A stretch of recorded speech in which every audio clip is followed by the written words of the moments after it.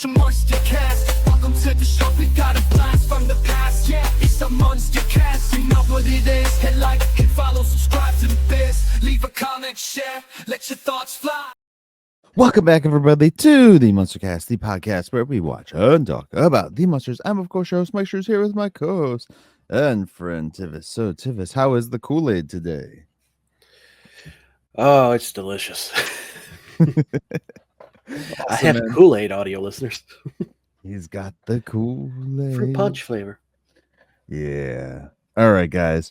I'm a little energetic, a little bit, a tiny bit, just tiny. He's bit. More than me. All right, guys. It's the first. Let's dive on into the dirty business real quick. You can find us on Facebook and Instagram via TheMunsterCast. We are also over on Twitter. If you want to hit us up there, there's not much that we post over there though, just besides the weekly stuff that goes to Instagram and Facebook. Yeah, the bot handles that. We don't actually get on there anymore. Yeah, so you can also see our pretty ugly faces every Munster Monday at youtube.com/@TheMunsterCast. youtube.com/@TheMunsterCast. You can find all of our content, video content over there, guys. Definitely check that out for sure. You can also see all of our content in one place going to TheMunsterCast.com. You can also click over on the right hand side of the screen, click the microphone icon, and leave us a voice message, which we can play for everybody out there. If you would like, please let us know by the end or beginning of the message if you would like us to play it on air or not. You can also click the store tab or just go over to themunstercast.com/merch. Using this link specifically or the website will automatically take you to our store no matter which vendor we change throughout the course of time. So definitely take advantage of that. themunstercast.com/merch. We are never ever going to give another link out for that, guys. You can also email us all your questions, concerns, comments, reviews, whatever you want via themunstercast@outlook.com. That's themunstercast@outlook.com, guys. You can also email us or message us on any of the social media platforms as well, too. All right. We also have a Patreon, which is always mostly just a tip jar. You know, you got a little bit, you want to send it our way. We appreciate it. You know, podcasting is not free on our end. So any kind of support we get from you guys goes a long way. You know, we got upgrades we need to do. You know, my new microphone, heat sink, SSD. You know, stuff like that helps a lot. But economy's tough. We get it. Don't worry about it. What could help the show a lot more than that is leaving us a review on your podcatcher of choice. You're on Apple, give us a star rating. You're watching on YouTube, put a comment in, hit that thumbs up, do the subscribe. The subscribe, I'm learning, is pointless at this point. Or the bell, like I've had stuff that I hit the bell for not showing up in that since they did the important update on the YouTube desktop. YouTube execs, stop ruining your freaking website. It's so unusable. The more you add, the worse it gets. Just stop. Also, if you're listening to the podcast, downloading it helps us a ton. Mm-hmm. And word of mouth. Tell a friend. Tell people. You want to hear about two aging millennials complaining about newfangled decisions that make every person, regardless of generation, angry? We're the show to listen to. I have a problem with YouTube. I don't get that. All right. Yeah. All right. Is that it? Yeah. Awesome. Yes, definitely do check that out, guys. And again, like Tivis said, download when you're listening to the audio version. Do not download the video version though. Actually watch it on their platform. That's the only way the algorithm stays. You may have noticed we also have ads now. Some. Yeah. That's good for us. I'm sorry, but it's good for us.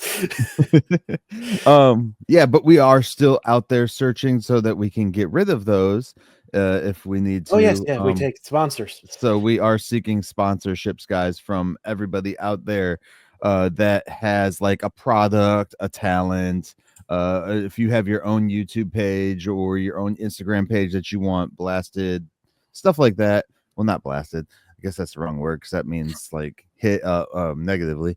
If you want it, like, followed, things like that. So definitely email us at themunstercast@outlook.com to reach out about being a sponsor on the show, and we will figure out a cool deal for everybody out there, guys. Definitely Trust us, we much prefer to give word out to smaller, stores, creators, stuff like that, rather than these generic ads that get forced upon shows.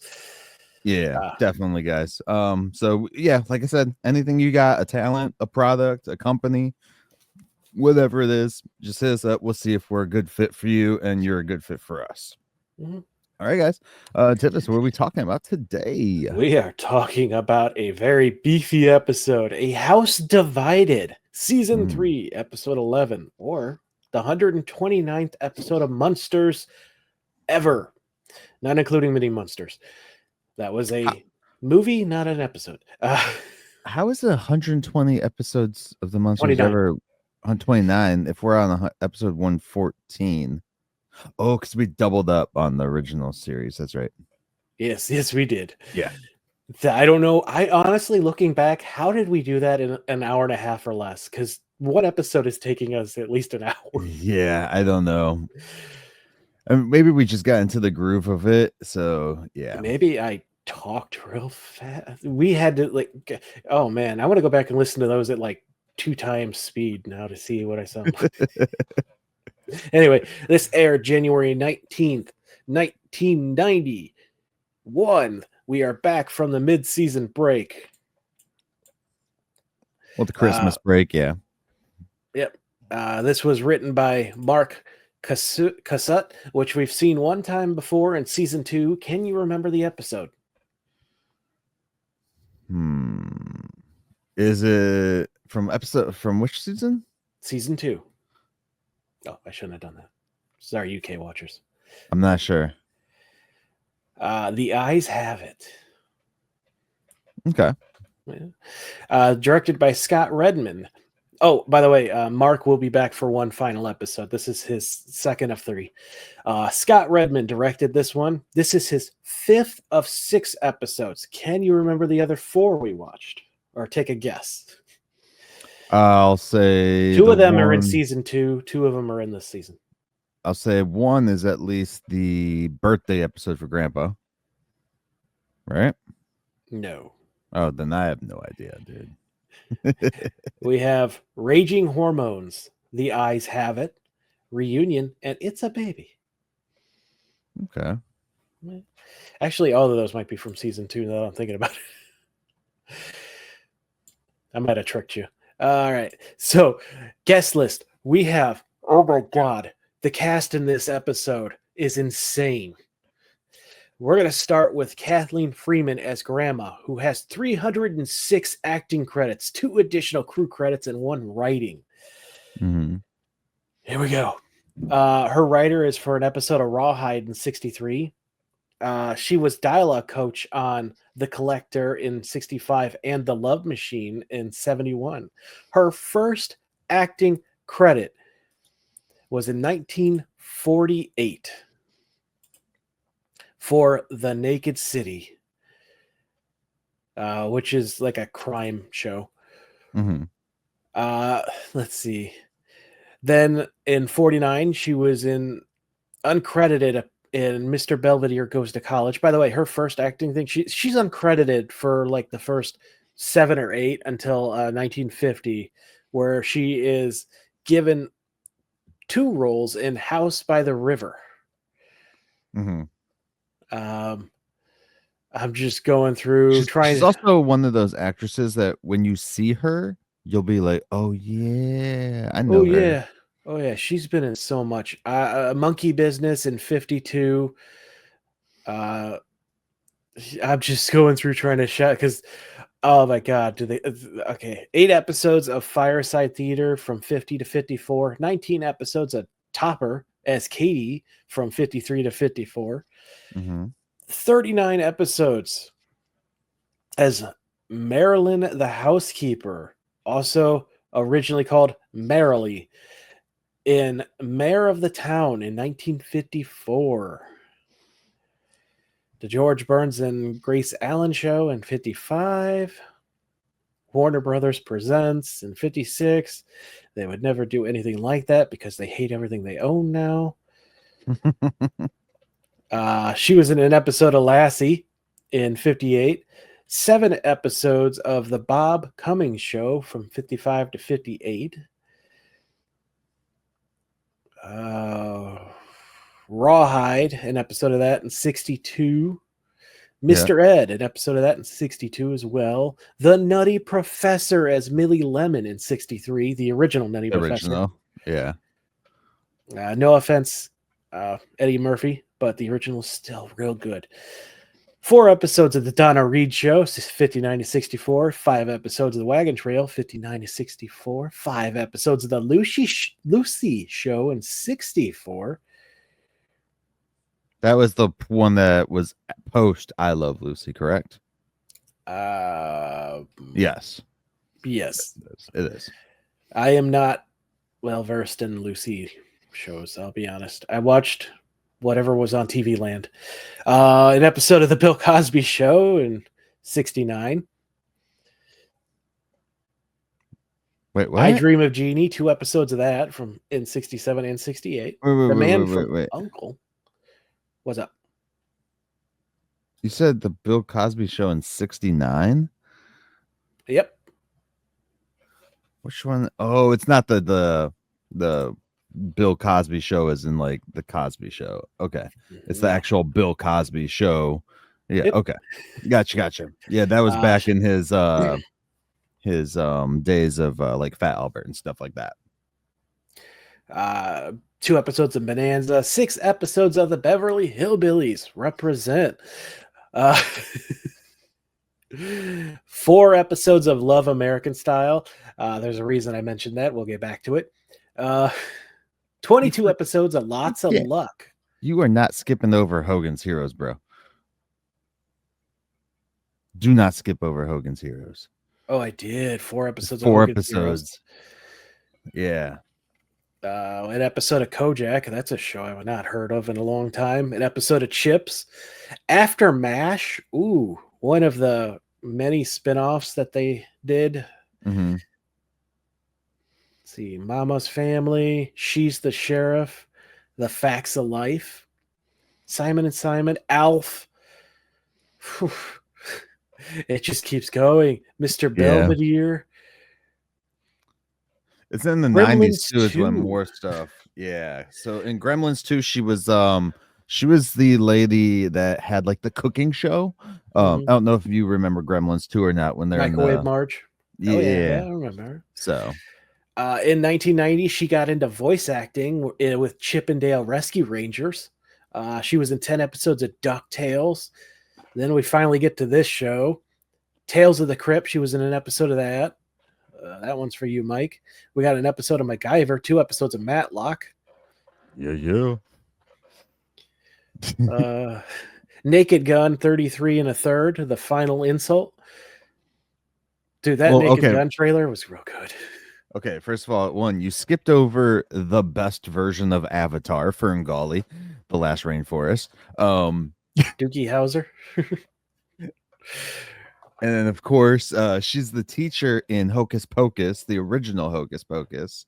Oh, great Halloween show. Oh, yeah. Movie, whatever. I'm tired. Yeah, so she's in a lot of stuff that I've watched in the 90s. So that's why, like, when I recognized her, I really recognized her. She's Peg's mom in Married with Children. Yep. The Real Adventures of Johnny Quest. That is the Johnny Quest I remember the most of. 2 episodes of Roseanne, Hercules, the animated movie, Home Improvement, Richie Rich's Christmas Wish, Baby Geniuses. Oh God, that's a movie I forgot all about. Such a good movie too. The first one, anyways. Batman Beyond, Nutty Professor 2, the Eddie Murphy version. Shrek, and her So final she, act. so she got to be in. Oh no, Both that was. versions. Well, no, the other one wasn't Nutty Professor. It was Oh, Dr. Doctor Doolittle. Dolittle. Yeah, Dr. Doolittle. yeah, Was it Doolittle? I yeah, yeah. just forgot. She was in Joe Dirt. Oh, in Ready to Rumble, she plays the mom to the wrestler that Oliver Platt is playing, which was dude, Ready to Rumble is one of the coolest movies for wrestling fans, especially back in like the early 2000s, late 90s. It And was all WCW guys though. Sorry. the last thing she did, which aired a while or before and after her passing, which was in 2001, was Mrs. Gordon in As Told by Ginger, the animated children's show, which she was in 14 episodes from 2000 to 2003, 2 years after she passed, at the age of 78. The animation for that show looks like Doug. Yeah, I think it's the same team. Is it? Okay. Mhm. Yeah. All right. Who we got next? So, Kathy Lind Hayes as Linda Melcombe, who I don't believe was actually named in the show. Yeah, they say her name like once or twice. Do they? I missed it. Yeah. She's got 39 acting credits and one producer. First thing was an episode of One Day at a Time in 79, 12 episodes of as Barbara Donovan in Chicken Soup in 89, Mrs. Fuzzock in Drop Dead Fred, an episode of Seinfeld, an episode of ER. Such a great movie. Drop Dead Fred. Yeah, she was in ER with Batman. One episode of Friends. With Batman. Yeah. Which one? The only one. No, I'm kidding. The one who came back recently. 6 episodes as Nurse Debbie in Grey's Anatomy. 7 episodes of Days of Our Lives as several characters. Oh, from 2001 to 2007. An episode of The OC. An episode of NCIS Los Angeles. An episode of Mad Men. She produced a Sanford and Son short in 2014. And her last thing she did was a short called Shift Change in 2024, so last year for us. Cool. And she's still kicking, right? Yes. Yeah. Then we have David Dottie as Barry Melcombe. 87 acting credits, 1 camera operator credit. His first thing was Virgil in Full Moon. I'm sorry, it's Full Moon in Blue Water in 88. This show is his 3rd credit. For 1 episode of Get a Life, 24 episodes as Ed Brannigan in What a Dummy from 90 to 91. He was in an episode of The Golden Girls, an episode of Murphy Brown, and he was Dr. Jacobson in Bean, the 97 Mr. Bean movie. 1 episode of The Jamie Foxx Show, 1 episode of Melrose Place, 1 episode of Saved by the Bell, The New Class, 1 episode of Freaks and Geeks. This one's for you, Mike. He was New Barry Minor in season 7, episode 9 of Star Trek Voyager. Nice. An episode of X-Files, Will and Grace, Malcolm in the Middle, The Drew Carey Show. 2 episodes of Ally McBeal. An episode of Bold and Beautiful. An episode of Charmed, which I loved watching with my mom. Pre-crime public service announcer in Minority Report. Okay. Bet you didn't know that one. He was the drunken Englishman in Daredevil, the 2003 movie. He played Mosley in the 1 episode of the 2003 Tremors show, which is an underrated show that deserved way more than 1 season. Rob Cole in Legally Blonde 2, Red, White, and Blonde. He was in an episode of Monk, an episode of The Office. 2 episodes as a priest in Scrubs in season 3. I believe he was just a figment of someone's imagination, but he comes back for season 5.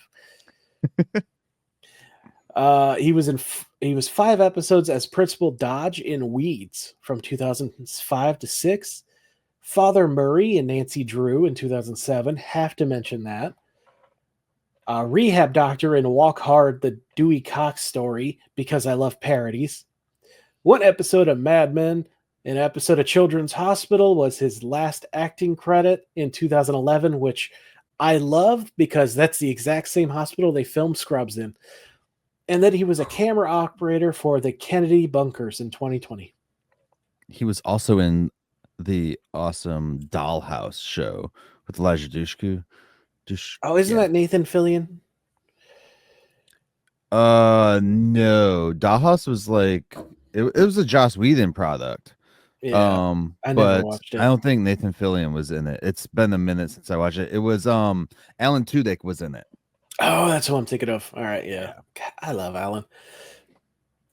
Yeah. Of course, we have Sandy Barron reprising his role as Yorga. Mm-hmm. And finally, we have Richard Gouter as Manny Glixty.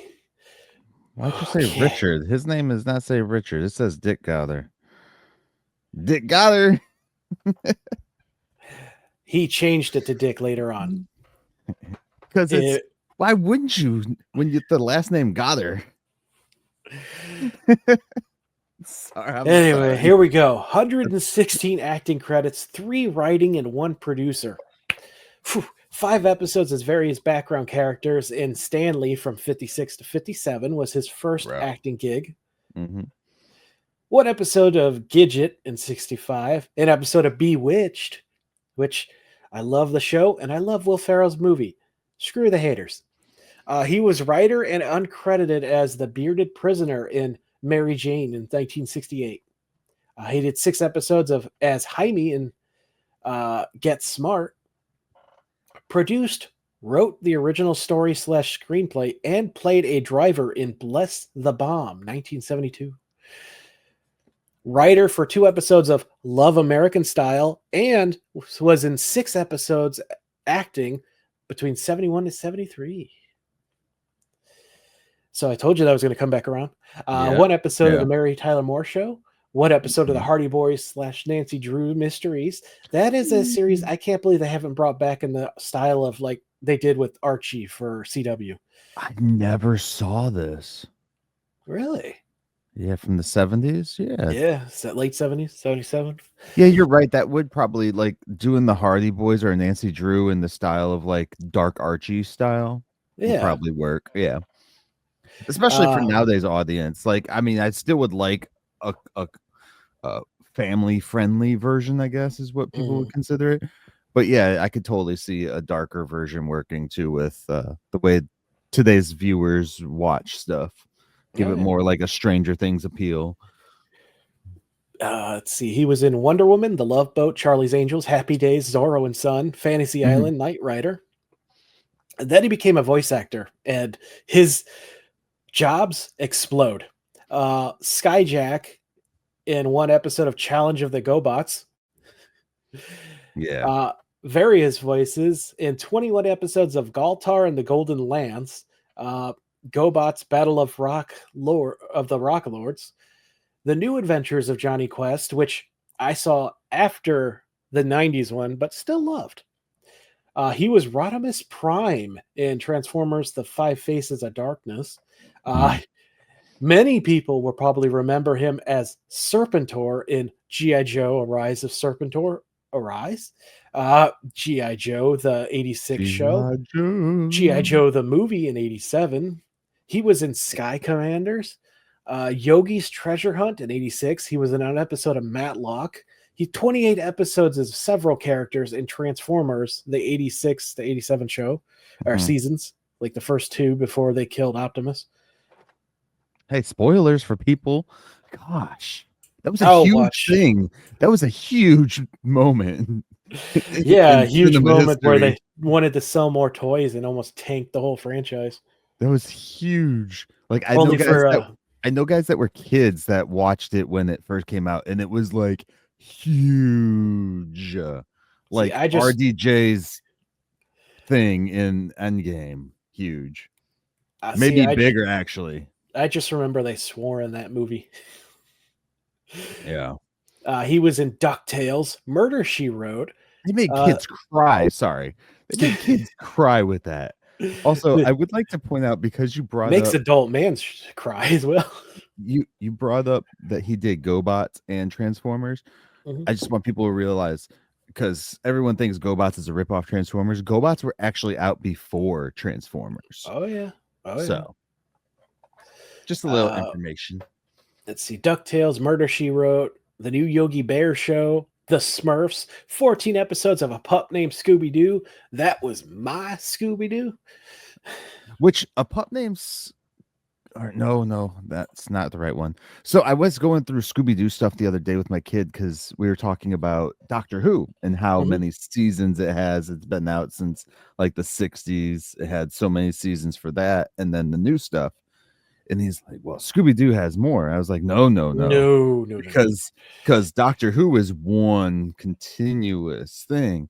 And I was like, if you break it down, the first Scooby-Doo show was only like 40 or 50 episodes. Yeah, and the third season aired after 2 spinoffs. Yeah. Which is a crazy thing to think about. And Scooby-Doo and Scrappy-Doo, the Scooby-Doo Scrappy-Doo show lasted longer than the original series did. Oh yeah. Which was crazy. I didn't know that until I was looking at it. I was like, wait a minute, how did this last longer than the original? No one likes Scrappy. No, well, that's because they're idiots. Everyone blames Scrappy for the quality going down, but the fact is they produced so many episodes they ran out of ideas and the quality dipped. It wasn't Scrappy, it was production. So get off your high horse and bring back Scrappy already, Warner Brothers. Not that you give a crap about cartoons. They don't care about anything. All right. Well, I should say the studio probably does. There's a specific person who does not care about anything with them. No. Anyways, let's move forward. What do we do? Where are you at? He was in an episode of Freddy's, and I've got a couple more here. This guy is in a lot. He's Freddy's Nightmares, Charlie and Charles in Charge, Midnight Patrol, The Adventures of Dream Zone, which is a show I've never heard of, but sounds awesome.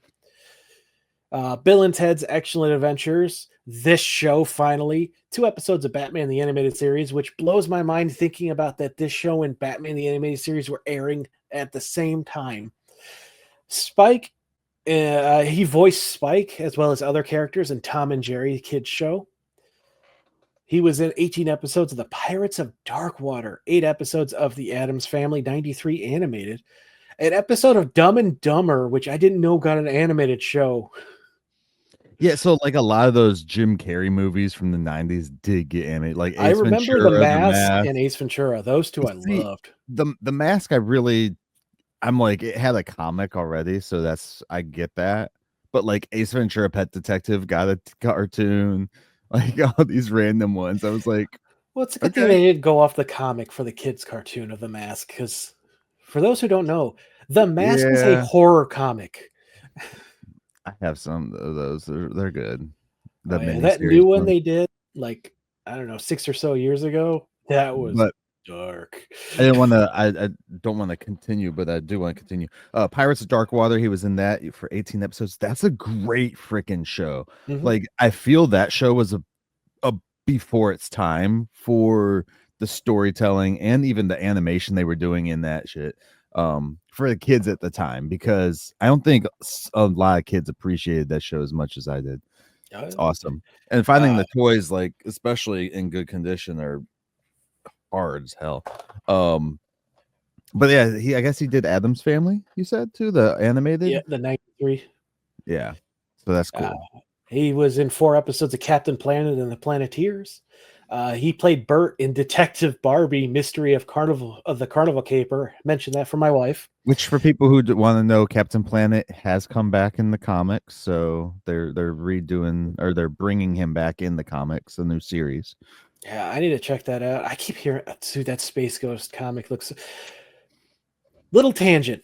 For those who don't know, they are bringing back 80s Saturday morning cartoons as comics, and they are blowing it out of the water so far. It's still early days, like they're only on issue 3 or 4, but it's so good. Has the Captain Planet one dropped? I don't remember. I don't know if that one has or not, but I mean, like Space Ghost, the Herculoids and stuff like that. But I got a couple more here. Let me.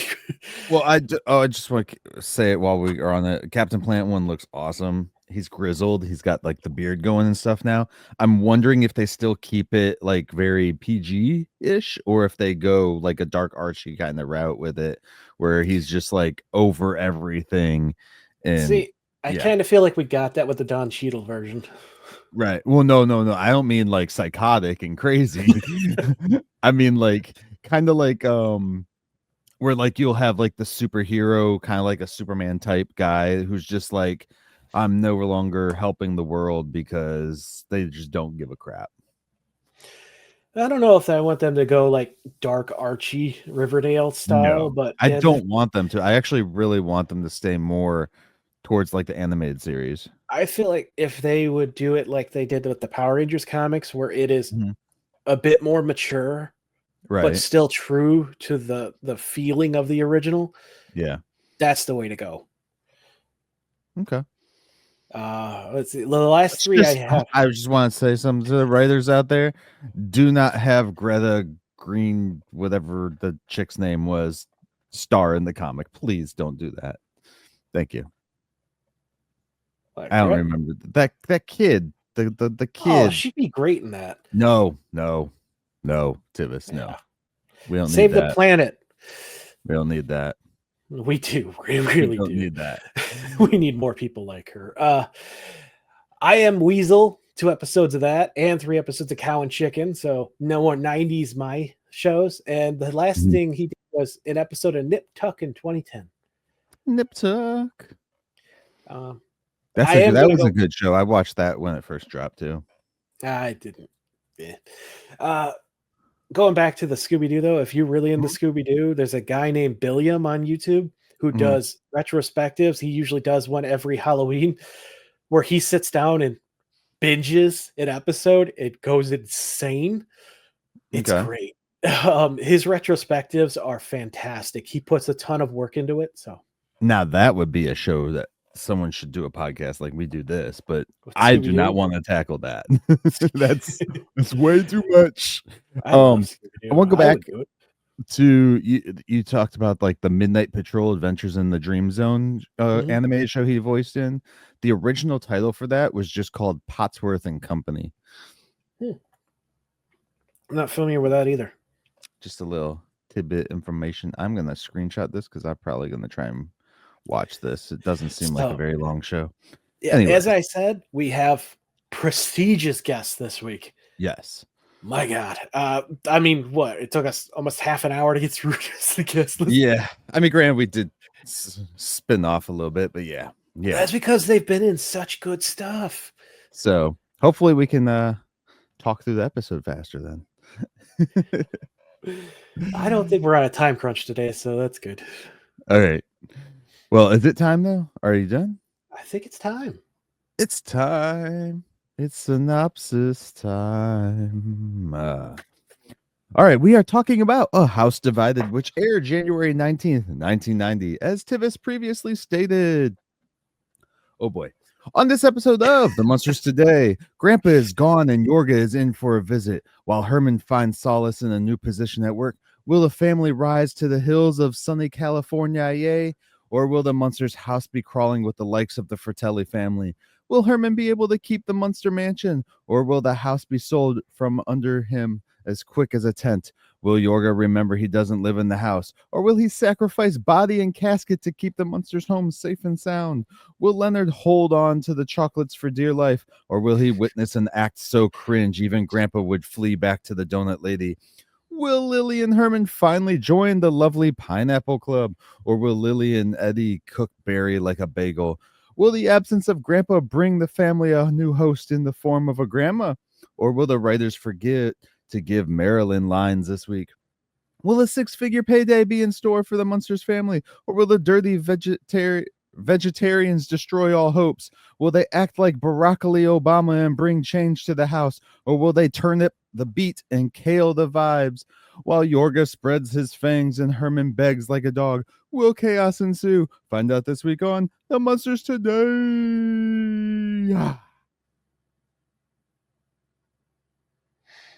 I am not sorry for the vegetarian jokes.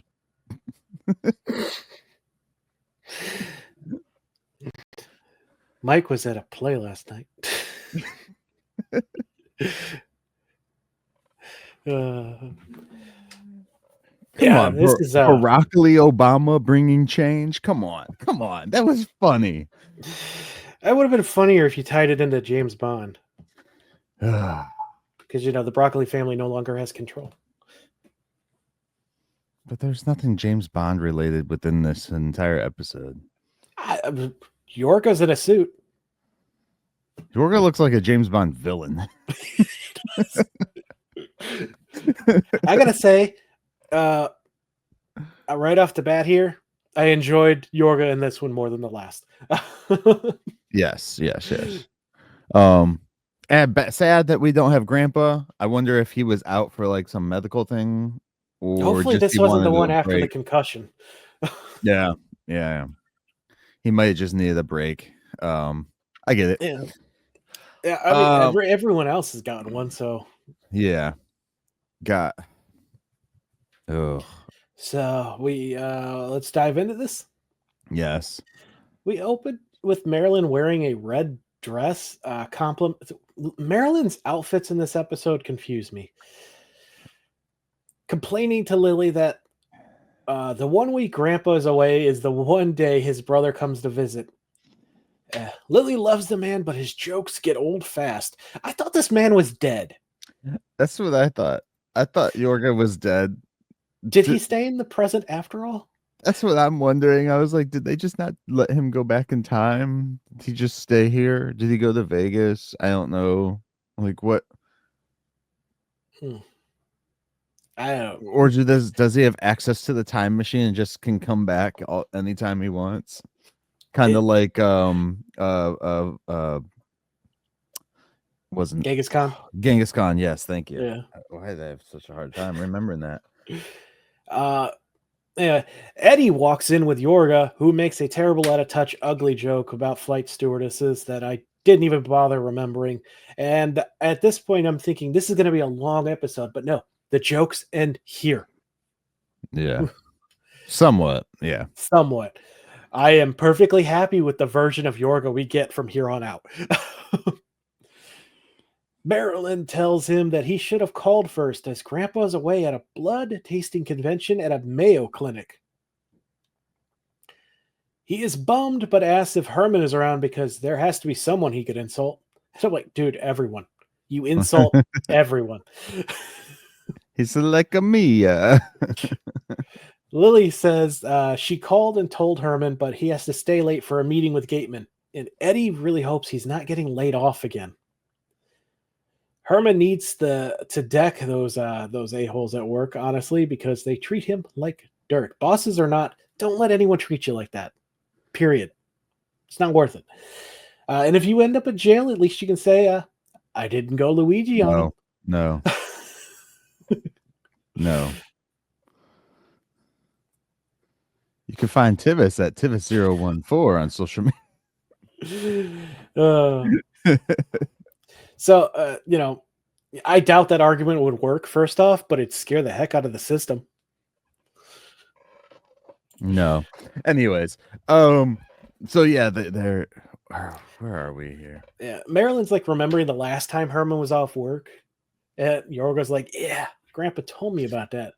And honestly, the way he describes it, it sounds almost identical to the strike story, which I'll take as a win with, for continuity. He wasn't laid off, but I'll take it. Yeah. Yeah. Well, he was out of work, so yeah. I'm trying to remember if he was laid off before besides the strike. I think that was only fired at least once. He quit twice. Yeah. Yeah. Honestly, this is starting to sound like Homer Simpson. So yeah, now Herman comes in and Lily's like, you better be nice or else. Friends don't call me Mr. Compassion for no reason. And he looks at Herman. So you got fired, huh? Which I mean, it could have been worse. Yeah. For him, it could have been a lot worse. Fired? Let's just say, I'm not going back to the funeral home anymore. Oh, no. Yeah. Lily's like so sad. What did Gateman do to you? Yeah. He's like, he gave me a promotion. I will He's be the the new chief new of. Oh, go on. No, you go. I was gonna be the new chief of burial services. And Yorga's like, what's the catch? Yeah. Yeah, we have to move. Yeah. Okay, here's the other part that really annoyed me. Lily is shocked. Eddie says the senior girls at school have finally stopped making gagging noises when he passed the halls, so he Mhm. can't leave. And Marilyn is queen of this year's Shop Till You Puke parade. Yorga says if you want to get rid of him, just say so. You don't have to leave your house. I mean, Yorga, you can leave anytime in this episode, by the way. You just Yeah, don't you he don't have just to here. stay. How long is Grandpa wet? Anyway, Herman says it's true. He got the promotion and they want him to go to a new location. And Lily's like, where? California. I thought they What? were in California the whole time. They are. They have very much established this house, this specific version is in California. Right? They established it in season 1, season 2. What is going on in this episode? Yeah. Because that's Oh, where I wrote in my notes. I thought this is where they were already. yeah, um Lily really doesn't want to leave their home. But Herman's like, hey, if we sell this house, we will have enough to buy everything we ever wanted, minus the cost of buying a new one that he doesn't mention. Because you know what? If I sold my house, I'd be set to less than a decade and a half. The problem is, I got no room for us or my stuff. True. Wait for the Fed to drop. Yeah. Hey, that's how we got the house the first time. Thank you, housing market crash of 2020. You've had the place that long? Yeah. Okay. All right. Marilyn like jokes that we're going to be living in a beach house next to Richard Gere and Tom Cruise. And Herman's like, as a matter of fact, that's the one I'm looking at. No, stay away from Tom Cruise and that cult. Marilyn and Eddie just high five over this because they're like, all right, we're sold. She was literally talking crap about him the other like a couple episodes ago. Yeah, she was. But I'm sure living in that area, it'll look good for you. They're already in California. They're in the are. outskirts. So this is when Yorga says, well, it's a good thing I'm here. You guys will need help to sell this dump. Yorga. He's I don't know how to describe him. He's like helpful annoyed throughout this entire episode. He's It's like no that. wonder that he came back for Grandpa because it's like I wish he got more of a role in that movie. Yeah. Because he could definitely pull off the whole indifferent attitude so well. He's very like Italian Jewish annoying uncle. Like the one old guy in Christmas Vacation. Yeah. What's your problem?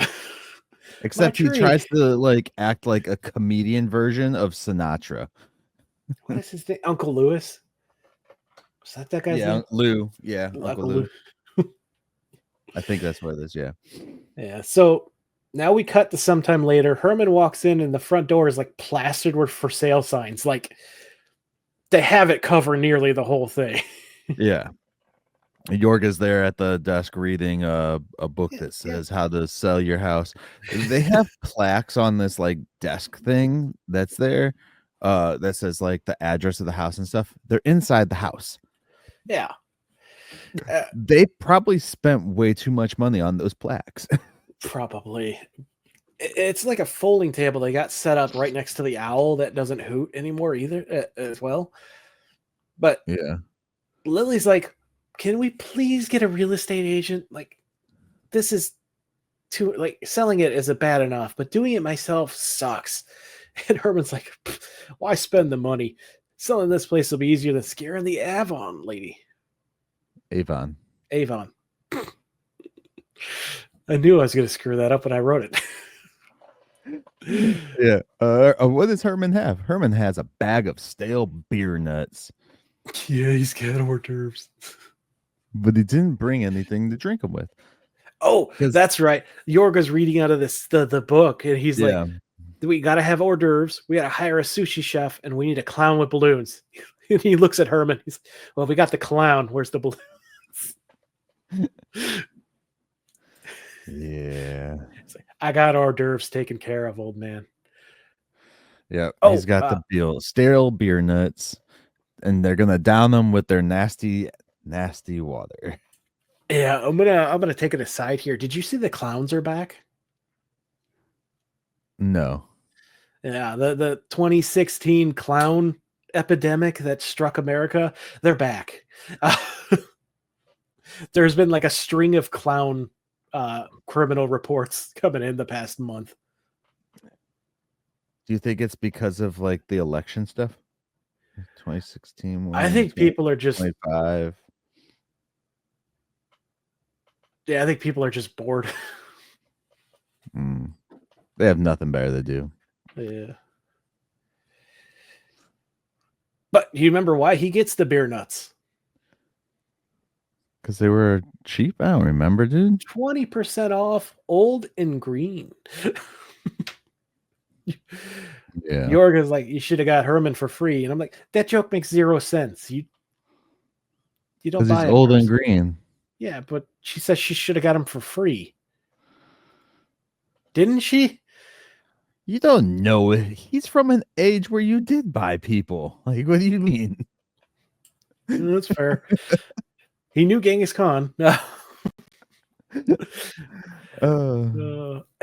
he laughs and he says something that really sent me down a wave of memories, because my grandpa used to say it all the time. I crack myself up. Yeah. I miss my grandpa. So there is a spot here where Herman is talking in front of the mantle. This is after he sits down the beer nuts and has done his line about using the nasty water in their house and everything else. Yeah, the rusty tap water chock full of vitamins, minerals, and 20 variety of slugs. I'm going to put this on the screen, but I'll explain it too. There are 2 pictures of Herman behind him on the mantle of him in the exact same pose.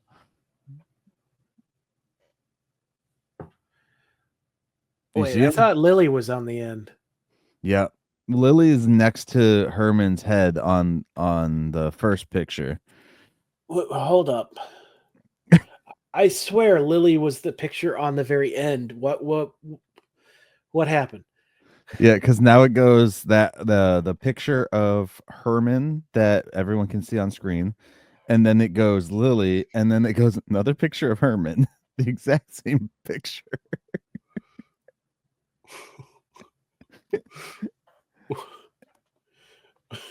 Yeah, I don't know what was going on there on the set. Oh, that's an amazing catch. I'm so glad you pay attention to the background more than I do. Oh, I miss all of those things. Oh, yeah. Yeah. Call them escargot when the buyers are here. And keep the good Velveeta out of sight. Smart thinking. Throw all that plastic cheese away. No, give me that plastic cheese. Who cares about microplastics when I could just become plastic? Yeah. And Herman's like, the house is perfect. Completely perfect. Oh, geez. Yeah. And then the pig moves and blows dust. She just dusted this thing. Clearly, it doesn't stay clean. Yorga doesn't understand why they even have food. He's like, if they want, they can just go out and buy a hot dog on a stick like normal people. Which my wife loves corn dogs. It's real weird. She doesn't care for hot dogs, but she'll love a corn dog. Yeah, I don't get that. I think it's the bready material tastes good. It's a sweetness. I got a breakfast corn dog before.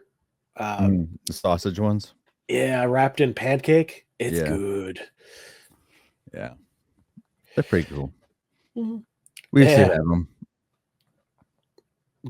I love that Boris gets a little bit of attention in this episode. Now that we know his name. Yeah. Yeah. The pig. Lily's like pouring the moldy beer nuts into a candy dish, and they kind of look like M&Ms. A little bit. Then we get a knock on the door. Well, she's like, this house has a ton of faults, right? And she sounds irritated too. Those And faults are the things that they love, though, about the house. Herman's like, all we got to do is get him to sign on the dotted line, and it's not our problem anymore. Herman is the worst kind of home seller, by the way. Oh, yeah. No, my mom actually managed to buy a house. Like, this is the house that we lived in when I was in high school. There was a fire, and somehow the realtor they had didn't get this information. But when she went to sell the house, oh boy, did the person buying find out. Huh. Interesting. Yeah. Okay. She was mad. Yeah, your realtor should be working for you. And anyway. Yeah. Oh, yeah. Then there's a knock on the door at this point, and they all three rush over to the door. Yeah, but they don't get to the door before the guy like busts in like a rude a-hole. Well, I mean, usually open houses, you do just walk in, and they do have an open house sign on the front door. I feel like the door should just be left open then. Bugs be danged. We're trying to PG it up in here, people. We got advertisers now. These two people came in, and they're not in the credits at all. No, none of the buyers until the final group are in the credits. And there's like 3 people that don't get mentioned. Yeah. This group is named Steve and Betty Joe. And Herman's like, Yorga tells him like, hey, they look loaded. Yeah, he's like, start high. So they ask, how much are we looking at? And they're like, well, we're looking at a 6-figure price tag. And they get laughed at so hard. And those people walk out. But before to be fair, though, if the house was in California, as we previously have stated in the past, $100,000 for that house is still 6 figures. That's still pretty good, even for the 90s, I feel. Yeah. And a historic home at that. Yeah. Before they ask the price, though, Lily offers them a snack, and Yorga's like, do you want a glass of escargot?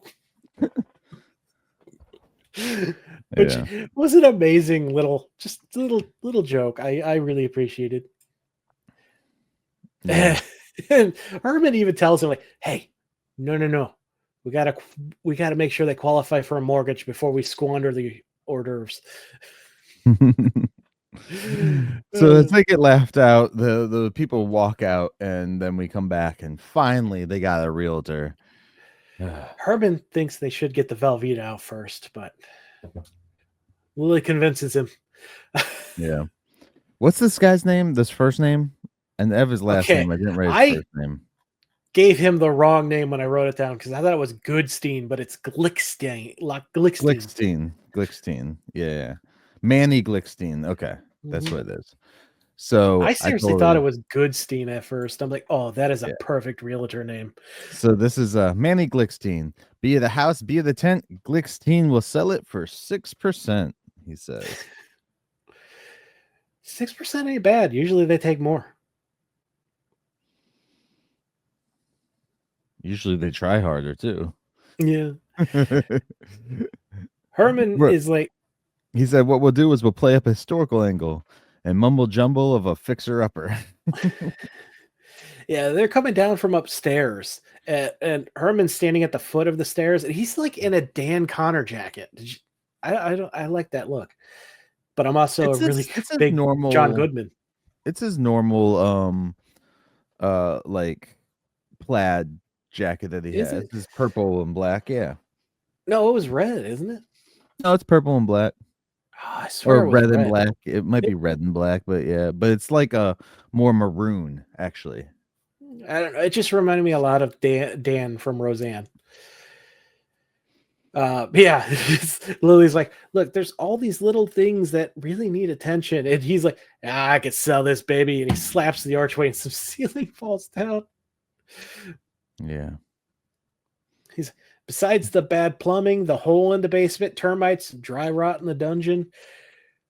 Herman decides now is the time to silence his wife. Like, shut up. And this leaves me with a question. They mention a basement and a dungeon, but the basement has a hole. Is the basement just a hole beneath the lab?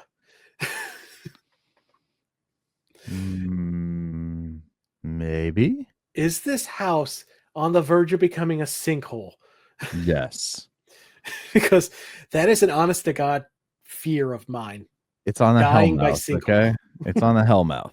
Like it's where they go down and they worship, and Because it comes back later. They mention the hole in the basement. yeah. There's a clear distinction between lab and basement. This is when he's like, all right, all I need you to do, I need you to sign on these lines real quick so that I have permission to do whatever the heck I want and sell this house however I want. And then he goes over to the door. So the other people that came, by the way, those were the only other people that came to look at the house besides the family that we deal with the rest of the episode. Mm-hmm. Oh, I thought there was one more, but No, because it's them, then Glickstein shows up, and then the family. So the family all walks in, and he's like, as Herman and them are sitting down, and he's like, "Hey, did you know that Frank Lloyd Wright almost designed this house?" He's like, but he says almost very fast and very like quietly, so you can barely hear it. Did you mention that before he signs the doorbell rings? He signs, he's signing as the doorbell rings.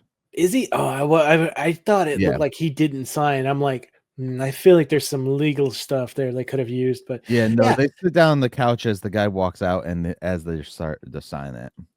Do you know who Frank Lloyd is? Yeah, he's an architect. Oh yeah. He lived from June 86 and passed away in April of 1959. At 1867, I'm sorry, to 1959. At 91 years old, and he's known for designing 1,000 structures over his 70 years of architecture. Yeah. He's best known for his own technique called organic architecture. Mm-hmm. His most known work is the Falling Water house, which you should definitely look up. It's beautiful. Which to this day is still referred to as the all-time best American architecture ever made. Yeah. He's listed as the best American architecture of all time by the American Institute of Architecture posthumously in 91. And in 2019, a selection of his work became protected under the World Heritage Site. He also had some tragedies, as one of his 3 partners and her children were murdered by a staff member in 1914. Cool. I mean, I don't know if that one's cool, but not cool, but yeah. No, yeah, I knew about him through like I think it was the water house. That was the most water. Yeah, that was the most notable one. I think I had seen that one like a few years back, just talking about it, but also Nick, she went to school for that kind of stuff, so yeah. Oh dang. So yeah, she knows what I was saying the other week about my buddy. That's hard stuff, man. Yeah. Hey, all the props there. Yeah, so this lady seems drunk, the wife. Mm-hmm. And she notices what she thinks is termite holes, but it's just Eddie's teething wall. Yeah. And Glickwood's like, that's extremely rare wormwood from New Zealand. And the other lady, who I'm guessing is the mother to one of these two, and I originally thought was the guy's mother, but no, it turns out to be the wife. Mhm. Linda was her name. Yeah, Linda. Glinda. What are we doing? Wicked now? Yeah, is Linda. Yeah, Herman knew a realtor was a waste of time. She's like, I'll offer you 50,000, not a penny more. And he's like, sold. That is much less than Herman wanted. But with inflation, today this house would have sold for $116,619.31. Yeah, Herman's about to strangle this guy. about to knock him out is what he's about to do. Yeah. The mother lady who only gets known as grandma for the rest of the episode says American Gladiator is coming on soon, so they're leaving, and I totally get it. American Gladiator was a fantastic show. Yeah, The realtor's like, I'm awesome. And Lily has to stop him because he's literally going to kill this guy. yeah, yeah. He's about to knock him out so bad. Then we come back in and Herman's like, "Are you guys done packing?" And they're like, "Almost." He's like, "All right, start unpacking." I'm like, do they have to be out today or something? What is going on? why is this? There's like 2 or 3 outfits I think in this episode. Why is Marilyn in like In a a bra? bra the whole Yeah. time? Yeah, she's in a different bra later on. I don't know. Like, we sound like an old man, but I thought we were past this in the show. What is going on here? I think maybe it was like her like trying to get into the California way, maybe. But even after she finds out that what we're about to say now happens, she still wears one later. So I can't even put that. Like I could for this first one, but not later. My only justification is maybe it was extremely hot as hell on the set that day, and the actress needed to be cool. But And she's the only one that could. yeah. Poor John. Oh, yeah. So Herman comes in and says, "Start unpacking." Mr. Gateman was outbid for the property by a group of vegetarians. Yeah. Oh, if I ever meet a vegetarian in person. That's what he says. My sister's an on again, off again vegetarian. Yeah. But not the annoying kind where they try to push their lifestyle on other people. Yeah. Yeah. So now they're freaking out because we already sold the house. Like what the heck are we gonna do? Don't worry about it. Yeah. My thing is they offered Herman a position they didn't actually have yet. Right. Which is actually pretty normal, but still, why? And Marilyn and Eddie look like they seem happy about this. Eddie's voice is cracking so bad in this scene as well. Yeah. This episode seems like all over the dang place. How was that off? Oh, there we go. Yeah. It's yeah. Did you say where Yorga suggests they live? No. He's like, how about the hearse? Herman's like, hey, I'll just call them and explain the situation. He seems like a reasonable person.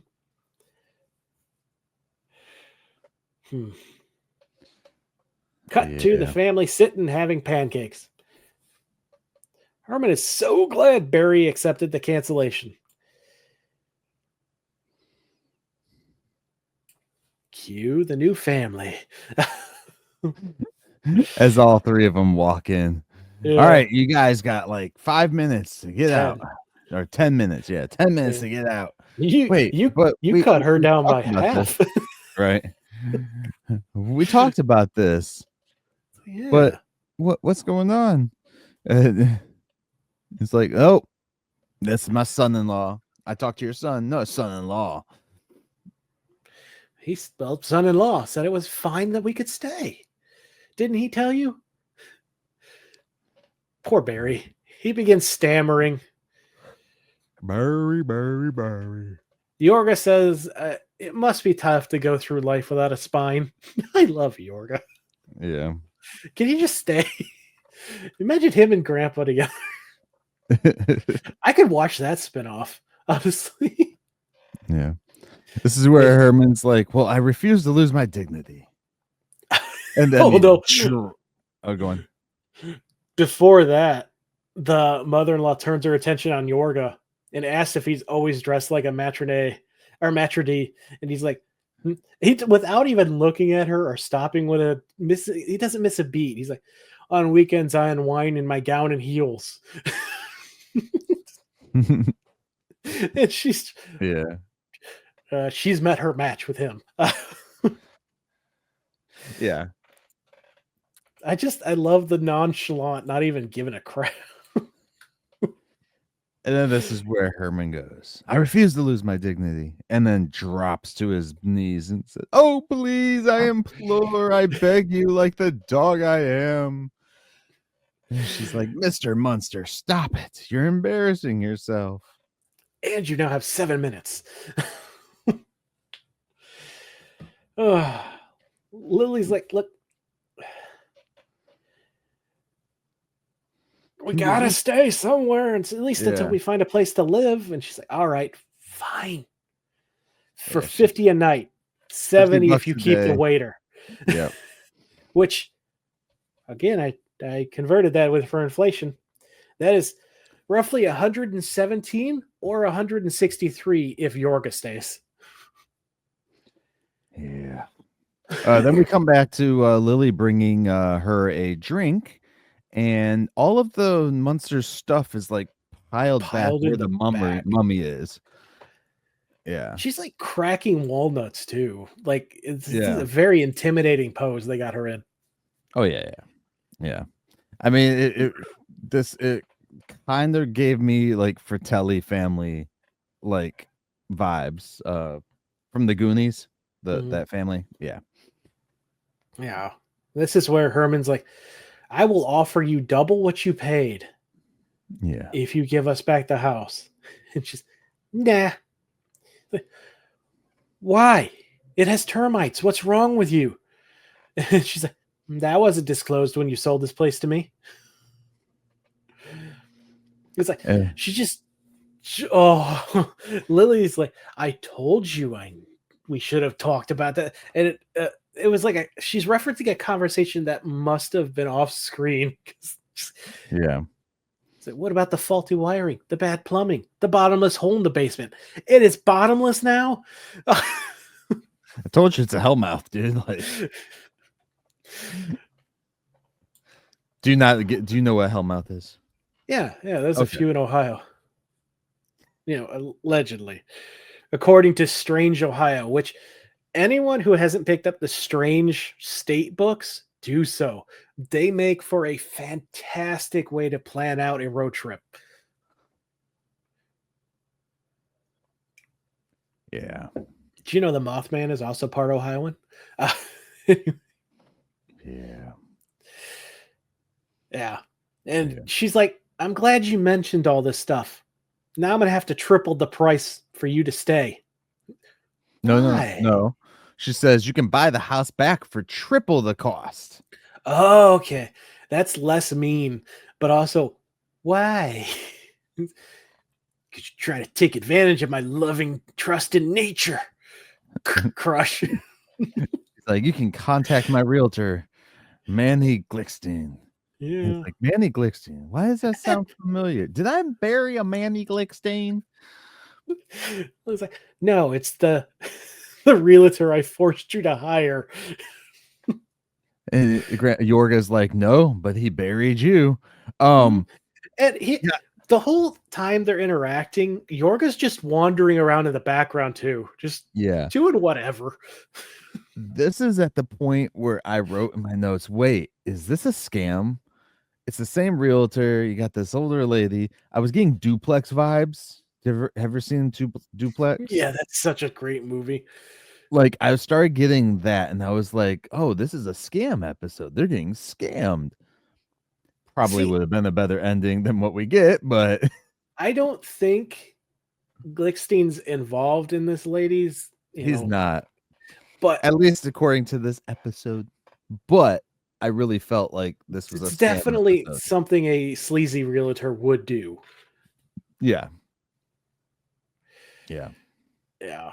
Also, I wrote down Goodstein this time. Oh no, I did that last time too. I still can't get Yeah. his name right. Glickstein. Yeah. Herman's like, he's gonna make double commission on the same house. Yorga's amazed that a man with no high school diploma can have a brain that sharp. I love Yorga. He drops the jokes and instead becomes a roast comedian, and it's so much better for his character. Like, you really get the sense that him and Grandpa are related. Yeah. Yeah. And then they go at Grandma again. And we're paying $70. We have rights. There's a constitution in this country, I've heard. yeah. The smile, the pure evil smile. Do you have a screen cap of this smile? I do not. She's just, oh, you will have rights. Let's see here. Oh Yeah. I'll upload one here for you in a second. Yeah, so she says they'll have rights, all right. And yeah. So now we're at dinner time with the Dew family. They're enjoying turkey and flaming young, which honestly, I worked in a butcher thing. That's the biggest waste of money. Don't fall for it. It's honestly just, yes, that creepy smile. Sorry, guys.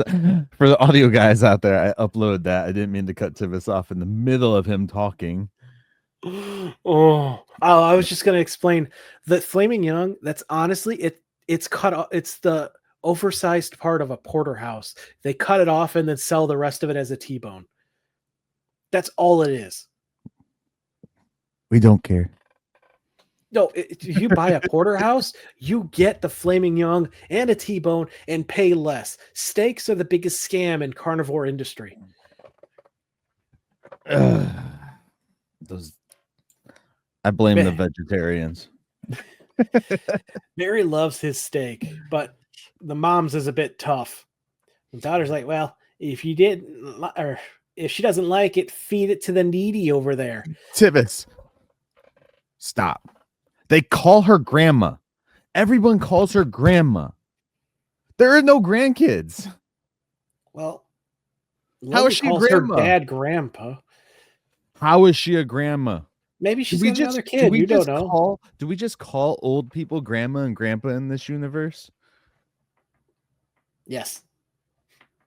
She's not a grandma unless they have kids somewhere else. And even then, they don't have kids at this point. You got to remember, Frank revealed that, Grandpa was supposed to be in this episode, but he couldn't make it for whatever reason. So they clearly wrote Grandma to be with Grandpa.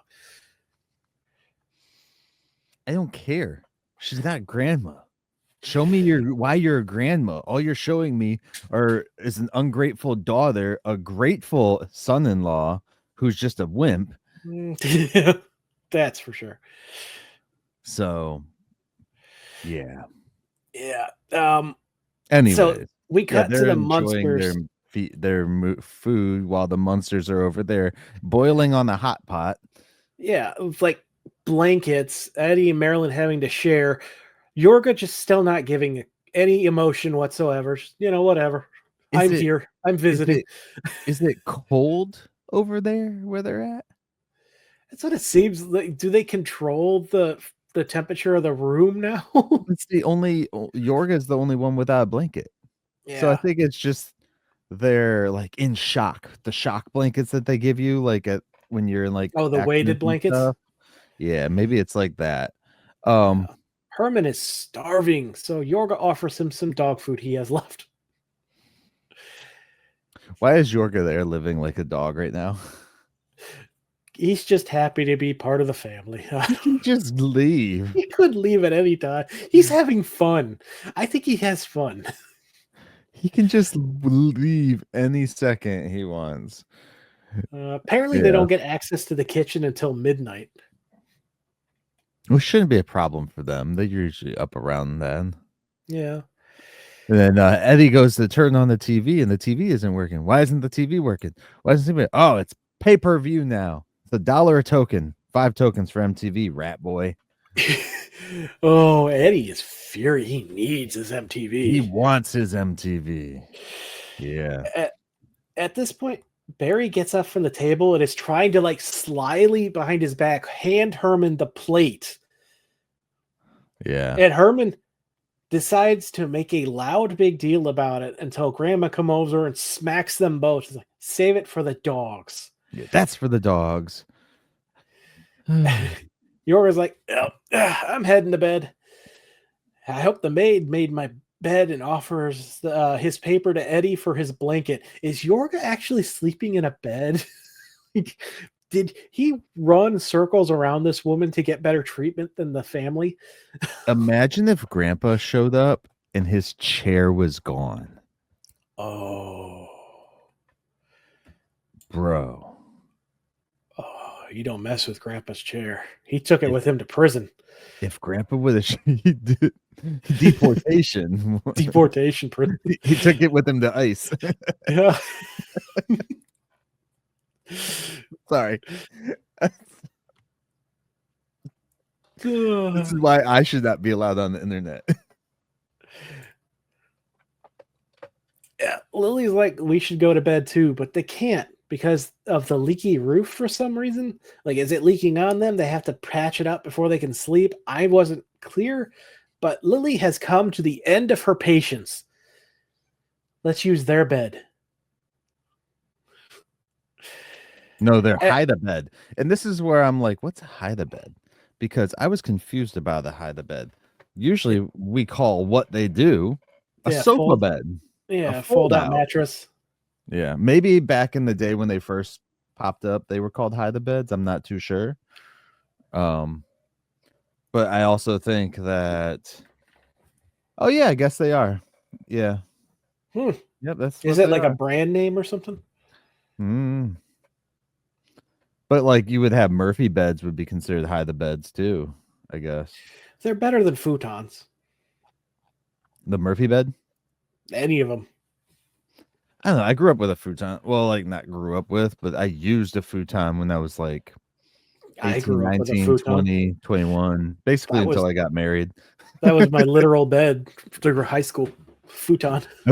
I was so annoyed because I had a futon for the longest. I loved it because I didn't have like the whole futon frame. I just used the mattress. So I had put like a couple mats. I was in the basement. It's concrete floor, guys. I'll give you a picture. Concrete floor, threw some mats down, and then threw the futon mattress on top of that, and that was my bed. So I was like maybe 1.5 feet, 2 feet off the floor, tops. Then I get married to this woman whose bed is like you have to high jump into it. It's like I hate it. I hate it. Oh, Myke has a sugar mama. I couldn't. I was like, I like to just it was nice because I could just literally fall into my bed. My wife hated my futon when we started dating because I was a gross teenager and barely ever kept the fitting sheet on. She's like, that's so gross. Yeah, I mean, you need to keep that on. I used like they're like kind of like it wasn't silk, but it was like silk sheets. So when you sweat, it just didn't stay anywhere. It just soaked everything. It was horrible. Mm-hmm. Yeah. Enough bodily fluid talk. Yes, bodily fluid talk. I totally heard all of that. Definitely no technical errors. All right, let's dive into this scene here. So Lily and Herman are getting out the hide-a-bed. They have the hide-a-bed all made up. They're getting ready to get into bed now. And the daughter and Barry come in and take the bed. Like, Yeah. what up, bro? Apparently their room is being painted, and I'm like, by who? The children? Maybe. Our Like, room's being painted, and they tell them to go sleep in the spare room. And Herman's like, we can't. It's filled with grandma's trophies. Why aren't they going to go sleep in the spare room? because of grandma's trophies, wrestling trophies. Where are the kids sleeping? They're painting the room. We just established. And why not just go down to grandpa's basement lab area and sleep? That's probably where Yorga is, honestly. Yeah.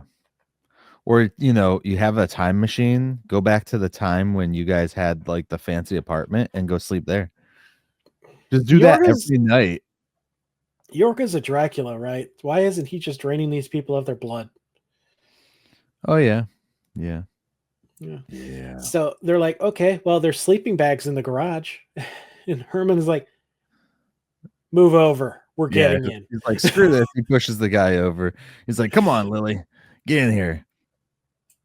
And Linda freaks out, like, get out. No. Yeah. Fine. And this is the image that I think scares a lot of people away from this show. There's an image in here where Lily is like, ha, or whatever. Or it was like something about what is that smell? And Lily said that she cleaned in the swamp. She just had to wash her hair in the swamp. Yeah.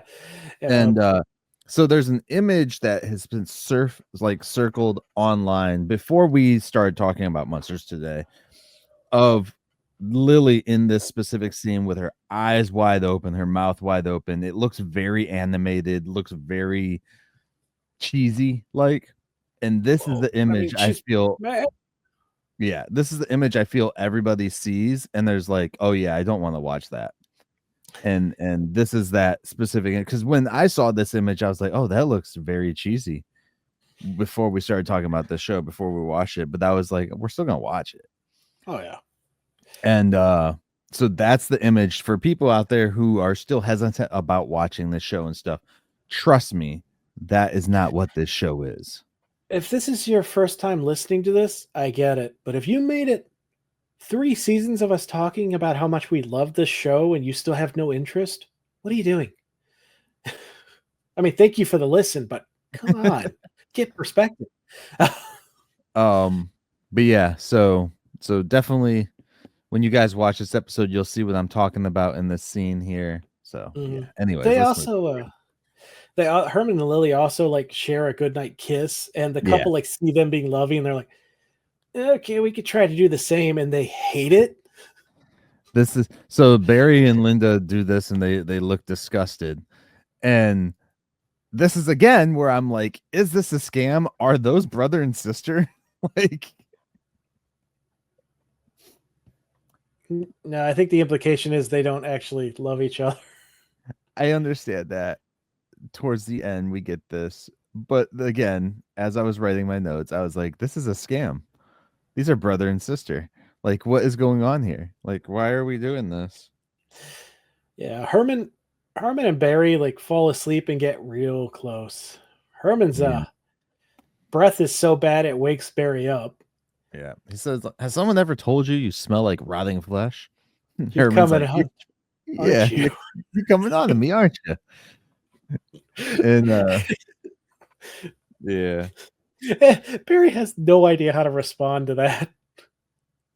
Yeah, but and as then, they try to fall asleep again, Herman moves closer and begins cuddling him. Why aren't they turning the lights off? Because it's TV. Herman begins hitting on Barry now. He's not tonight. Wait. Barry's like, no, Herman's trying to molest me. He's, I'll relax. I was just kiss you. And he actually says that too. Yeah. I'm like, did he do that on purpose? Yeah. Lily seems very displeased with Herman, by the way, but all Herman has to say is Barry has very soft skin. And that's when Grandma comes down. Or no, Linda calls them all animals. Yeah. Lily's And like, your well, whole your whole family's cruel and insensitive. and I don't mean that in the good. Oh, and Herman's like, and she doesn't mean that in the good way. And then comes, That's grandma. yeah, then comes grandma. And then this What? is where I was like, wait, how is she grandma? How do they don't have kids? Blah, blah, blah, whatever. What's going on down here? Oh Yeah, my what is all God, they're swingers. I want you out of my house now. Immediately. Herman's like, I paid for the whole week. You legally can't. Yeah. Well, Well, then after your week, yeah. you're out. And until then, you stay on your side of the house. And at this point, I'm like, I forgot what the title of this episode is. What a wild ride. Yeah. And They then we get definitely did not recycle the original episode. no. And then we get to the next scene where the house is taped off. And this is where I was like, wait, who's feeding Spot? Where is Spot? Where's Spot?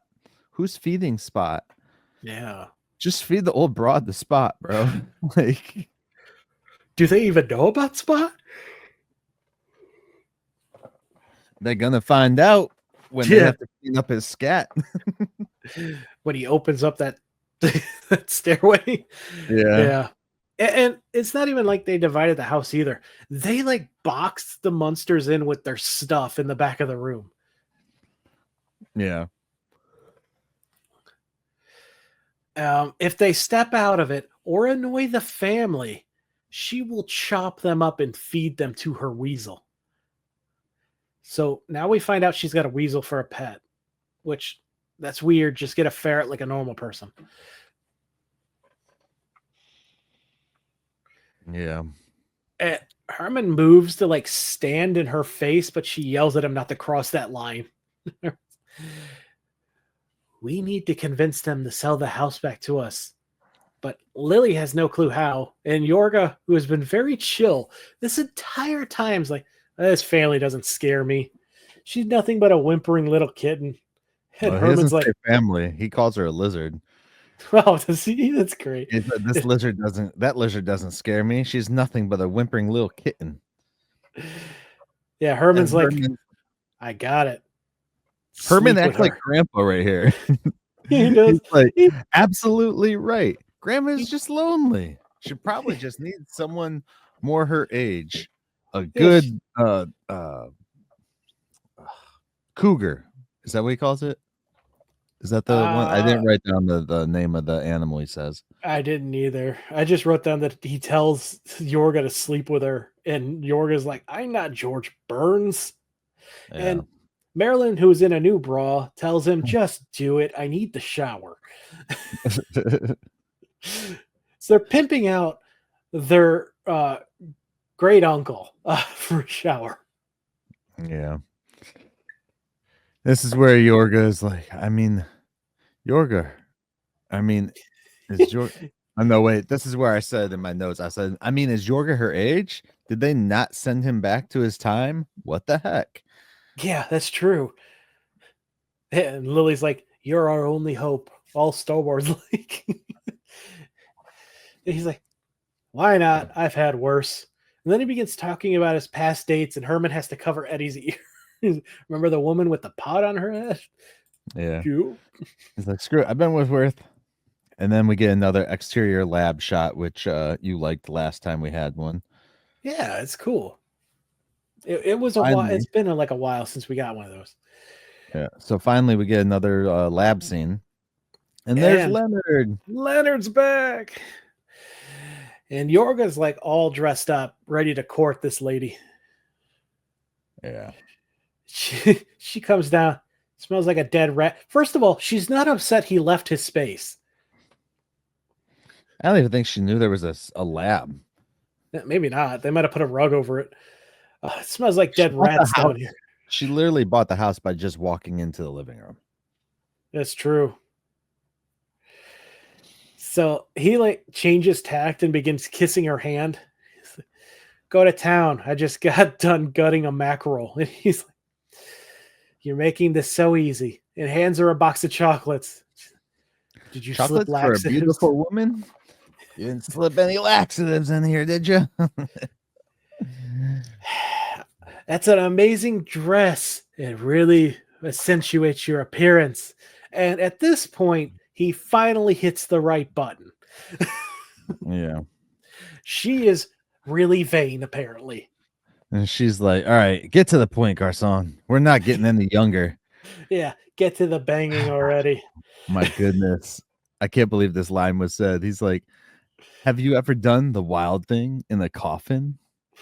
Grandpa's going to be so mad. That's Grandpa's coffin. Don't defile Grandpa's coffin. Also, is he just going to feed on her like Grandpa did the donut lady? Maybe. Oh, no. He'll use the Poor- vampire charm. Why doesn't he old just use grandma. that? He's not So Dracula. I guess he is a Dracula. Yeah, Yeah. that's what I was saying. Yeah. So he uses his magic Dracula powers to pop champagne and light candles. And she Yeah. is so into this. And you're in for a night that I will hopefully never remember. Yeah, he said, where is it? Tonight will be a night you won't forget, and I will hopefully never remember. And then we go upstairs, or flash up to upstairs, and the whole family's fighting with Barry and Linda, right? Yeah. Yeah, I think so. I'm not checking. Her character's so unimportant. She annoyed the heck out of me too in that bed. Ew, shut up.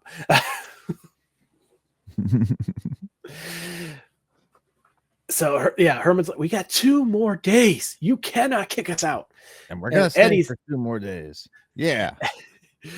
Eddie is really hoping one of them is a full moon. And Barry's just like, take a flea bath, rat boy.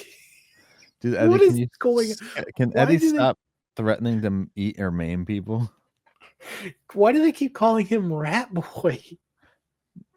I don't know. Maybe his ears?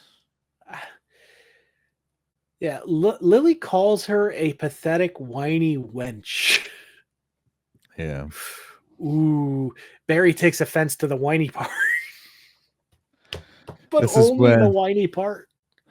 Yeah. Yeah. This is when Yorga and Grandma come upstairs. And Barry, shut up. Grandma's telling them, shut up. And Yorga's like giving a thumbs up, like, I He's did behind her. Like, I got did you. it. I saved everything. It doesn't seem like he regretted it. She must be a good lady. God, no, to this. Oh, that's too far for you. We don't even know what they did. He said just the wild thing. We don't know what that is. The high thumbs up kind of gives the impression we do. Maybe he ate that taco. We don't know. And what I said was too far for you. Yeah, she's like, the house is theirs again. I gave them I give you free reign of the place. Listen, all right, tie up Barry. I'm gonna go chop up onions. And they all go to the kitchen. Well, this lady's fine that they're about to eat her daughter and or son-in-law. Yeah. Are they going to eat Barry? Well, that's why she's going to get the onions, unless they're going to torture them or something. Yeah. I don't know what's going to happen. And that's when Linda's like, what did you do? Did you coerce my mother? And he's like, no, I did the old-fashioned Transylvanian way. I earned it. Cringe. Yeah, he got her to sell the house back to them at 50% discount, no less. Yeah. So they made 25,000 off the house. Well, they lost. No. If She paid 50,000 for the house. She sold it back at a 50% discount, so they made 25,000. Well, it's probably 20,000. I don't know why I was thinking the family paid them for the house. It's like, here, take our house. Yeah. They probably made about 22,000 after taxes and stuff and the fees. But I love the fact that after he says that he earns it, the son-in-law and daughter, they totally understand what he means, and she's grossed out, and he's kind of like, Do, yeah, hit that. do you think that they split the profits with Yorga? I would hope so, but he also seems like he had a good time this entire time. So, Dude, is he a gigolo now? I feel like he may have been before, because they were awfully quick to put him up to this. Yeah, he was like, I did worse. Yeah. So we get our last scene. Yeah. Yeah, we finally get another end credit scene, which we have been missing every so often. Marilyn is happy to have everything back where it belongs. Herman is just happy to have his bed again. And Lily asks Yorga for full details of how he changed her mind. And he tells them they will have nightmares if he did. Yeah, I'll never tell you. I don't want to give you all nightmares. First of all, the children are there. Why are you asking for details? Is this Mike's house now? I don't do that for my kids. I've been in the car with you. I just give them moments. Like the other day. They're gonna need therapy. Nick was stretching on the floor and she had her legs like open. I mean, she's wearing clothes and everything. But I like laid down there and I flipped over because I heard one of the kids coming up. I was like, let's scar him. He's 18. So it was funny. He's like, oh God. They're gonna need therapy so bad. But yeah, at that moment, the doorbell rings. Eddie rushes off to get it because he doesn't want to hear any of this. And it's that lady again. And it's Yorga's turn to rush off. Yorga takes off. He's like, oh yeah, Grandma comes in and he's like, tell Yorga his love pony is here. Freeze frame. Why is this season very sexual? This is very sexual. And not even like showing the stuff, but just like the language. Her saying love pony, does that mean that she wants him to have another ride? I believe that is very much the intent. Oh, at this point, I'm starting to miss the original series. Excuse me. For God, I hope that wasn't in the mic. You're good. Okay. Yeah, for audio listeners, we have Yorga in his courting outfit down below me, and it's something else. He's in like a very deep royal purple jacket with a scarf on, and what's the flower thing called? A corsage. Corsage. It's real weird looking. I need a new chair. My chair is way too loud now. Oh, mine squeaks too. Oh, geez, that was loud. Holy crap. That's why I don't move during these. Yeah. So we freeze framed on her and the family like, oh, like Marilyn has like a big O face, like, oh, and Eddie's just got a giant perverted grin on his face. Grandpa looks Herman looks confused, and Marilyn is just like a big smile. That's your uncle, guys. Anyways, what a crazy episode. I was all over the place with it because when it started, Yorga's jokes took me down.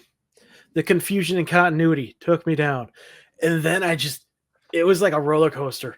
Like every single time there was something that I'm like, why? There was something else that I'm like, oh, this is great. Yeah, I was, man. Yeah. The biggest thing for me was like, we're in California already. We've already established we're in California multiple times. Even the original series even established California. Yeah, with this ham radio. Oh. I just but I get that these writers are bouncing around from show to show, but right, they should at least have some kind of Bible for them to flip through and get the basics. Yeah. Well, that's what helps with like a good showrunner for like that first shows up, because the showrunner should be the person making sure these things Yeah, are that gets the the same. final edits Yeah. and stuff. I know back in the 90s they might not have cared too much about like the continuity stuff, but Did we look this up before? When did showrunners first start? probably back in when TV shows started. You have to have somebody over the whole show. Started using showrunners 1992. Oh, so there wasn't Before even a that, it show was up to the producer. producer and Yeah, editor. So yeah, it was after okay. this show. Right. Okay. Yeah, because I know it And became how was such a like great how was idea. They started incorporating it over in Europe and stuff. well Because how was that's like an American. in the 90s while this show was being made and stuff, like Roseanne was out and that kept continuity very well. Probably just had a really good producer. Well, Well, no, like because I in know like Roseanne and her husband at the time, what's his face? The other comedian guy. Is it Tom Arnold? They were the ones that were working on it the most. You don't know who Tom Arnold is? she was a producer on it. So Yeah. So I know but she like it's honestly, kind of like the yeah. See, I can't give it a break because I know so many shows back then that kept continuity up, but again, it was having the same producers and or same writing staff most likely working on it, cuz like Seinfeld, like of course he was in the writing room. I honestly wouldn't be shocked if someone one day, once they start doing stuff about showrunners, like documentaries and things, maybe not documentaries, but like Yeah. lessons and things, if Roseanne isn't credited as one of the pioneers for the idea because she was so heavily involved. Right. Yeah, I can see that. I don't know how heavily involved like Cosby was with like his shows back in the day, with either the Cosby Show or the Bill Cosby Show, Mhm. um, or anything like that. But yeah, I would be interested to see like who gets a lot of credit for stepping up and taking creativity into their hands for the show, for the overall show, not just for an episode or two, but for the overall show. That's I think one of the detriments to some of the things that probably came out in the 90s and 80s was, and even the 60s, like there was different creators on every episode or every other episode. And honestly, they're Yeah. very much likely could have been showrunner type people, but they just said that role Yeah. became commonplace in 1992. So Right. Well, I think also the dawn of the showrunner probably helped make things, instead of it being so episodic, they had the yeah, overarching X-Files. story. I mean, Yeah. think about late 90s TV. That's when we really started getting like through plots Yeah. through the seasons and returning Right. concepts and stuff. Right. Like even So Star Trek itself, like the majority of it was always episodic. Every series except for like DS9 was the first one to kind of break that episodic type Gene was there to help style. with that, though, wasn't he? For the most part, he was. I don't think he was around as much. I think he died sometime before Deep Space Nine or during Deep Space I Nine. heard there was a I lot can't of remember. friction after he sold the concept to the studios, but Yeah. He passed away. Yeah, so he died in 91. So yeah, like he was there for the dawn of TNG, but not the other shows, because you had TNG, Deep Space Nine, Voyager, Voyager all going at the same Enterprise. time. But I think with that you had enough fan base and enough people that loved the show that if you went off continuity, you were gonna get you would hear about it from somebody. I've heard there's a lot of continuity errors in Star Trek, but There are for sure for certain things, but as far as timeline stuff goes, they're actually pretty good with it. There are a few things here and there that they kind of, depending on stuff. Anyways, that's a whole nother show. I do like I did like the episode was funny if you take away the continuity issues of we are in not even continuity, but just the straight up issue of, hey, we are in California. Why are we saying we're moving to California? You know, so because where else are you? You're not in Florida, and you guys have palm trees. We saw it at the school. Mm-hmm. I don't think those are in Texas. I'm trying to remember if I've seen them in Texas or not. I probably Along the certain Gulf? parts, maybe in like Austin. Maybe I'm not sure. I don't know Texas too much, guys. So if you're from Texas, I apologize. Let us know. Because yeah, yeah, I don't know, man. Yeah, overall I came out with a positive with this episode. I think the guests they got, I mean, just look at their long list of stuff they've done. Obviously, amazing people. Don't they move to Beverly Hills when they move into the apartment? Wasn't that Beverly Hills? I don't remember if it was Beverly Hills or just downtown. Okay. I have to double check that one. Anyways. Yeah, no, overall it was a fun episode. It was fine. Yeah, the sexual connotations and stuff like that within the episode were a little more because this one was heavy with it. With like one, you had Marilyn in her bra the entire time, which I didn't even realize I used that image on this video. You did. It's right here. Yeah, it was just the one image I saw of her and Eddie together looking. I love him in his Hawaiian shirt too. It's weird, but it's also different. cool. But like you had her in her bra all the time, sexualizing her. You had Yorga. Well, not the whole time. She was in that weird red dress in the thing. beginning, which is But like going out to the club dress. You had Grandma making the swingers reference. You had the molesting joke. Like, wait, what? They were pushing it. It was very like heavy-handed in this episode for sure. Yeah. You could tell they were trying to emulate Married with Children so bad. Oh yeah, definitely. Yeah. For sure with this episode. Yeah.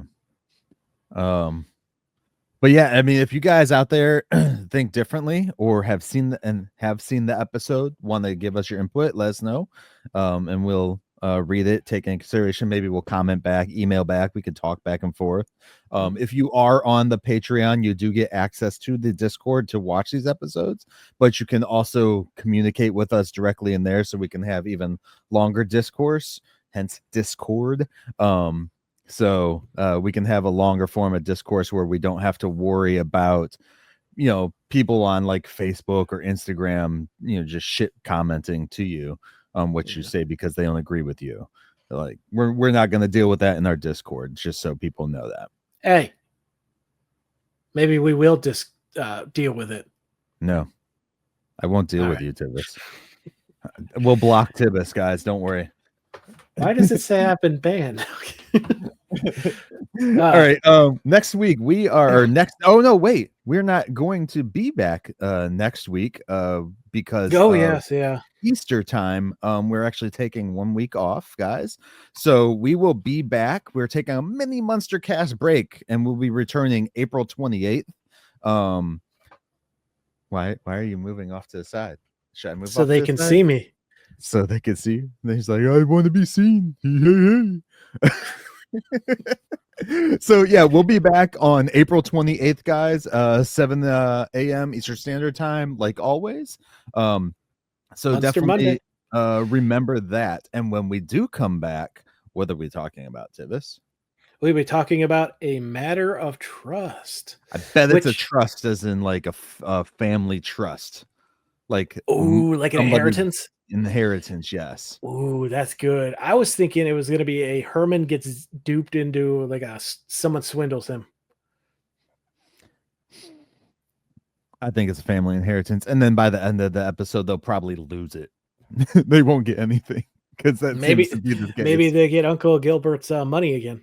Yeah, because I mean, you remember the original series; they were winning money left and right, but then they were always broke. Yeah, they kept giving it away. Oh, so I could see this, or like Grandpa's maybe has a trust that he didn't know about or something. Yeah, we'll see. All right. Anything else, Tivis? Uh, no, I'm just real happy. Again, we didn't repeat the same classic episode Yeah. for a second time, which you know, it was a cool twist on an old idea. Yeah, definitely cool. Hopefully we'll see Grandpa back next episode that we come back. And again, guys, just remember we will be returning on the 28th. And if you want, reach out to us about doing a sponsorship moving forward. We can do that a weekly one, a monthly week ones, monthly ones, whatever you want, we can do that. Also, guys, we have new merch on our merch shop. So go over to the munstercast.com/merch and we have this awesome new shirt, which is awesome. If you're on the video, you can see it. It is a Munstercast shirt with Herman and Lily from the Mini Munster Show. This one as well is Grandpa from the Mini Munster Show. And then we also have the Maryland Munster one that we did a few weeks ago as well, guys. So definitely take advantage, swing on over, get those shirts. I think one of them might be limited. So definitely get it available on that, guys, as well. And Which one? it's going to be the Herman and Lily one, I think, is the limited one at the moment. Okay. The Herman and Lily Munster Cast, our Mini Munsters one is limited, guys, to like a certain period time or whatever. So yeah, definitely check that out, guys. And again, we will see you after Easter. And anything else, Tivis? Any final words? I hope you all have a pleasant week in our absence. Yes, thank you, guys. And we will catch you all next time as we take another stroll down 1313 Mockingbird Lane. The lesson I want you to learn is it doesn't matter what you look like. You can be tall or short, or fat or thin, or ugly, or handsome, like your father. Or you can be black or yellow or white. It doesn't matter. What does matter is the size of